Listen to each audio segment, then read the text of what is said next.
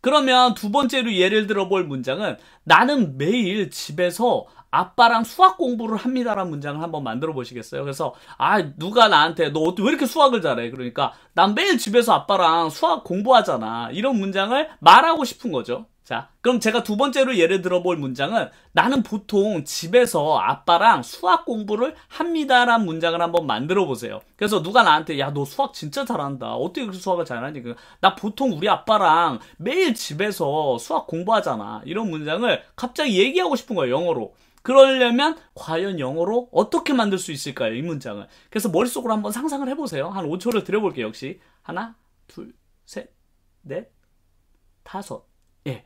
요 정도 타이밍의 영어로 문장을 만드셨으면 머릿속으로 제가 만든 문장과 어떤 차이가 있는지 한번 맞춰볼까요? 예. 그래서 이걸 다시 한국어 문장으로 재배열하면 나는 보통 공부한다. 뭐를? 수학을 어디서? 집에서 누구랑?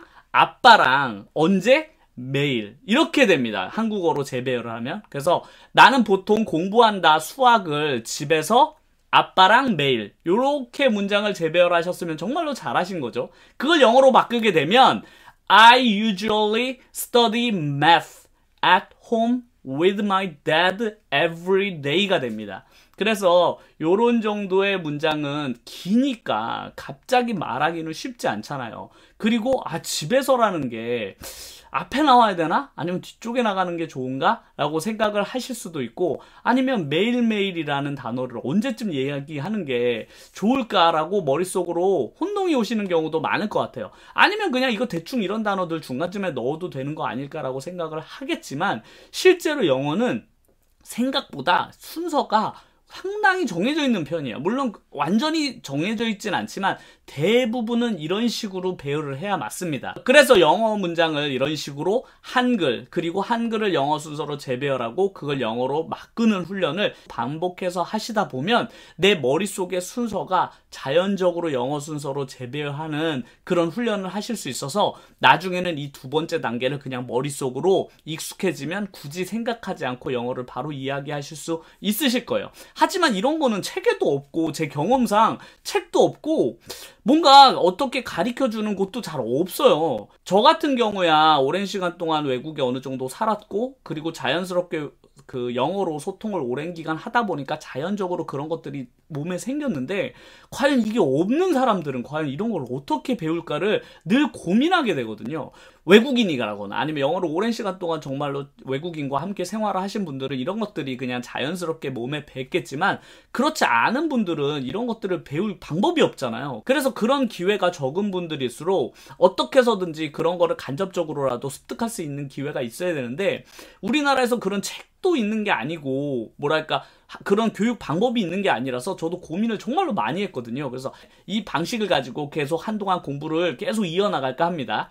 그러면 문장을 한 몇 개 더 만들어 볼까요? 자, 그럼 세 번째 문장도 한번 만들어 볼까요? 세 번째 문장은 이런 거죠. 어저께 일이 있어서 늦었나 봐. 그래서 우리는 어젯밤에 지하철역으로 빠르게 걸어갔습니다. 이런 문장을 만들고 싶은 거죠. 자, 그러면 우리는 어젯밤에 지하철역으로 빠르게 걸어갔습니다를 한번 이제 바꿔보세요. 영어 어순으로. 제가 기회를 드릴 테니까 한번 이 문장을 어떻게 바꾸는 게 맞는지를 한번 해보시고 저와 함께 답을 맞춰보면 좋겠습니다. 시간을 좀 드려볼게요. 네, 그래서 이걸 어떻게 변형하는 게 좋을까 한번 화면을 보시고 영어 어순을 한번 재배열하는 시간을 드리겠습니다. 그럼 저와 함께 한번 해보겠습니다. 일단 우리는 무슨 행동을 했죠?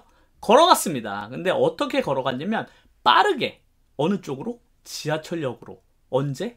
어젯밤에. 요렇게 배열을 하셨으면 잘하셨습니다. 그럼 이걸 영어로 바꾸면 되겠네요. 그래서 we walked. 어떻게? fast. 어느 쪽으로? to the subway station. 언제? last night. 그래서 이렇게 영어 문장을 만드셨으면 we walked fast to the subway station last night. 이렇게 하시면 정말로 영어 문장을 잘 만드신 거죠. 그래서 머릿속으로 이렇게 싹 번역을 시켰다가 영어 문장으로 딱 바꾸면 되겠네요. 이거 몇 번 해보니까 어떻게 하시는지 아셨겠죠? 그래서 제가 네 번째 문장도 한번 예를 들어볼 테니까 한번 해보세요. 자, 이번엔 조금 더 긴 문장을 해볼까요? 그러니까 내일이 걔 생일인가 봐. 그래서 나는 내일 걔 생일날 걔한테 아름다운 드레스를 줄 거야. 그게 뭐 아름다운 드레스일 수도 있고 뭐 다른 여러 가지 물건들이 있을 수 있지만 누군가 나한테 물어볼 거 아니에요. 너 내일 걔 생일인데 걔한테 뭐 줄 거야? 이러면 나 내일 걔 생일 때 걔한테 뭐 이런저런 걸 줄 거야. 이런 문장을 만들 일이 진짜로 많은데 그 문장을 만들려면 당연히 어순부터 만들어야 될 거 아니에요. 영어 문장을 만들려면 한번 이 문장의 어순을 한번 배열을 먼저 해보시겠어요? 그래서 나는 내일 그녀의 생일날 그녀에게 아름다운 드레스를 줄 거야. 이런 문장을 다시 영어의 순서대로 재배열하면 어떻게 되는지 한번 해볼게요. 이게 중요한 건 4형식 문장이라는 걸 꼭 기억하셔야만 돼요. 우리가 과거에 4형식 문장을 배웠죠. 우리가 문법을 배운다는 건 기본적으로 이 기본 개념, 머릿속으로 영어의 순서를 재배열하는 건 당연하고 그 재배열하는 순서를 살짝 우리가 배운 문법을 끼워 넣으면 되는 거예요. 이 기본적인 개념 속에다가. 그래서 우리가 4형식도 기존에 배웠잖아요. 4형식은 순서가 약간 달랐는데 받는 사람이 먼저 나오고 받는 물건이 뒤쪽에 가는 것이 4형식이라고 제가 설명을 드렸는데요. 그럼 이 문장도 역시 영어의 4형식 순서대로 제가 배열을 한번 해볼게요. 영어 순서대로 다시 재배열을 하게 되면 나는 행동이 나와야 되잖아요. 그래서 나는 줄 거야. 누구한테? 그녀한테. 뭘 줄 거냐면 아름다운 드레스를. 언제? 그녀의 생일날. 그녀의 생일이 언제냐면 바로 내일인 거죠. 그래서 이렇게 영어 문장을 한글 순서로 배열을 해왔습니다. 그럼 이렇게 배열하게 된 문장을 다시 영어 순서로 바꾸게 되면 어떻게 되냐면 나는이니까 I죠. 그래서 줄 거야. 아직 안 줬으니까 미래를 나타내는 will을 써볼게요. 그래서 I will give. 사람이 나와야 되죠. 그래서 her. 뭘 주냐면 a beautiful dress. 언제? On her birthday. 그게 언제냐면 tomorrow. 이렇게 되죠. 그래서 I will give her a beautiful dress on her birthday tomorrow. 이렇게 하시면 나 내일 그녀한테 정말로 아름다운 드레스를 줄 거라는 문장이 완성이 되게 됩니다. 그러면 마지막으로 한 문장을 더 해볼까요? 이번에는 우리가 늘 이렇게 일반적인 문장 말고 부정문 한번 만들어 볼게요. 부정문도 한번 연습을 해봐야죠. 그래서 그녀는 더 이상 그녀의 비밀을 나한테 말하지 않을 거야. 이런 문장을 한번 마지막으로 만들어 보도록 하겠습니다. 그녀는 그녀의 비밀을 더 이상 나한테 말해주지 않을 거야. 이런 문장을 한번 한글을 재배열 한번 해보세요. 시간을 좀 드릴 테니까 한번 만들어 보세요. 마지막으로. 자, 역시 이 문장도 무언가를 주고받는 문장이기 때문에 4형식으로 배열을 하셔야만 한다는데요. 4형식은 역시 사람이 먼저 나오고 나에게 주는 대상이 뒤쪽으로 나와야 되죠. 이 문장에서는 주고받는 게 그녀의 비밀이고 그 비밀을 받는 사람이 나이기 때문에 내가 먼저 나오고 그 뒤에 그녀의 비밀이 배열이 돼야만 하는 거죠. 그래서 이 문장을 다시 영어식으로 재배열을 하게 되면 그러면 주어는 그녀니까 그녀는인데 그녀가 준다는 게 아니라 안 준다는 부정문이기 때문에 안 준다라고 말을 해야 되는 거죠. 그래서 그녀는 안 줘. 누구한테? 나한테. 뭐를? 그녀의 비밀을.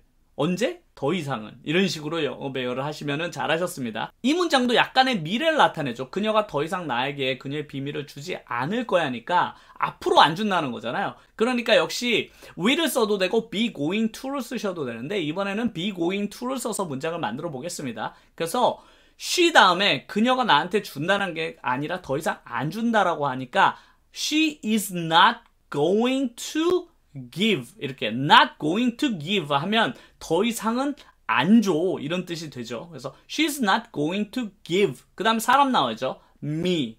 뭘 안 주냐면 그녀의 비밀인 her secret. 그 다음에 더 이상이란 단어인 anymore. 이렇게 쓰시면 그래서 이렇게 문장을 만드시면 She's not going to give me her secret anymore. 이렇게 하시면 그녀는 이제 더 이상은 나한테 이렇게 비밀을 말해주지 않겠구나. 이런 문장이 완성되게 되었습니다. 제가 일부러 문장들을 조금씩 길게 만들어 봤어요. 왜냐면 보통 영어를 처음 시작하시는 분들이 짧은 문장에만 익숙하시고 조금만 문장이 길어지게 되면 될수록 실수가 많이 발생하게 되거든요. 특히 말할 때. 왜냐면 짧은 문장만 연습을 반복적으로 하시다 보면 문장이 약간만 긴 문장을 하더라도 순서가 헷갈려 버리기 때문에 그렇습니다. 앞으로 제 강의, 스스로 문장 만들기 연습을 하거나 아니면 본 문법 강의 때나 혹은 어떤 수업을 할 때라도 되도록이면은 한글 문장을 바로 영어 문장으로 만드는 것이 아니라 한글 문장을 한 번은 영어 순서대로 섞은 다음에 그 다음에 영어로 문장을 만드는 연습을 꾸준히 할 거예요. 저는 이 방법이 무조건 효과가 있다고 확신을 하고 있고, 이 방법대로 스스로를 훈련하신다면, 그 스스로 훈련되신다면, 이게 제가 아까 말했듯이 스위치가 머릿속에서 딱 켜지거든요. 그 켜지는 순간을 스스로 만드셔야만 돼요. 들을 때도. 그래서 제가 되도록이면 영어 노출을 엄청 많이 하시라고 했잖아요. 영어를 들을 때도 내 머릿속이 그 순서대로 받아들일 수 있는 준비가 돼 있어야만 돼요. 그러니까 늘 이런 식으로 연습을 해야만 누군가 영어로 나한테 말을 할 때도 내 머릿속이 그 순서대로 받아들이게 돼요. 그러니까 내 마음속도 준비가 돼 있어야만 하는 거죠. 이 훈련은 내가 문장을 만들 때도 중요하지만 다른 사람 말을 들을 때도 효과가 분명히 있습니다. 왜냐면 그 사람이 나한테 말할 순서를 내가 이미 알고 있기 때문에 그 순서대로, 내가 기다리는 순서대로 상대방은 나에게 말을 던져주게 돼 있거든요. 그래서 내가 차곡차곡 순서를 배열할 수 있게 되는 거죠. 그러니까 이 훈련을 영어 공부를 하시는 내내 함께 해주시면 정말로 효과가 좋을 것 같아서 제가 오늘 시간을 들여서 이 영상을 한번 만들어 봤습니다. 그래서 앞으로도 이 순서 배열, 내 머릿속의 뇌 구조를 영어 순서로 바꾸는 훈련을 꾸준히 저와 함께 하신다면 영어 공부, 지금 현재 어떤 종류의 영어 공부를 하고 계시던지 간에 분명히 도움이 될 거라고 생각을 합니다. 앞으로 저와 함께 다양한 강의들도 함께 공부를 해주시고요. 제가 늘 강조하는 단어, 제발 단어 공부는 쉬지 마세요. 단어를 쉬는 순간 영어 공부가 발전이 없게 됩니다. 그러니까 어떤 방식이든지 단어 공부를 멈추지 마셔야만 합니다. 그러면 다음번에 더 좋은 강의로 찾아뵙도록 하겠습니다. 오늘도 함께 해주셔서 감사합니다.